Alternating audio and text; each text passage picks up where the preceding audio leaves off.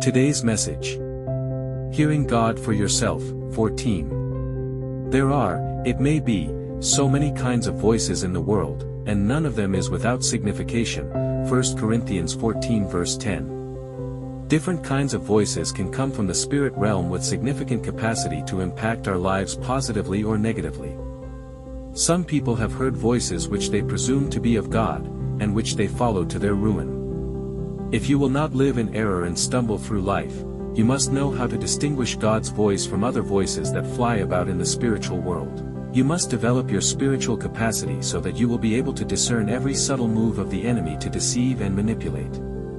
Paul's experience at Philippi clearly illustrates the point being made. At Philippi, a young lady began to prophesy that Paul and his company were servants of the Most High God who came to show the way of salvation.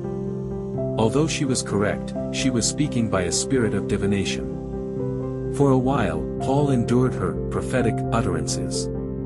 Then he became grieved in his spirit and cast out the familiar spirit operating through her.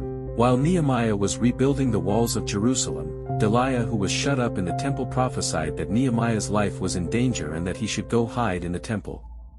But Nehemiah discerned that God had not sent him, but that he was hired by Tobiah and Sanballat to prophesy and make him afraid. Nehemiah 6 verses 10 to 13.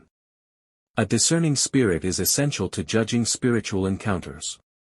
May the Lord cause us to grow in discernment as we press on to know Him more and more. Study Acts 16 verse 12 to 21. What new insight have you gained from the above message? Please write it down in your journal. What would be your prayer points and what are the steps you will take? If you have been blessed by this message, please share it with your friends and loved ones. Tell a friend about what you learned from today's message. Let's spread the word of God together. Have a blessed day.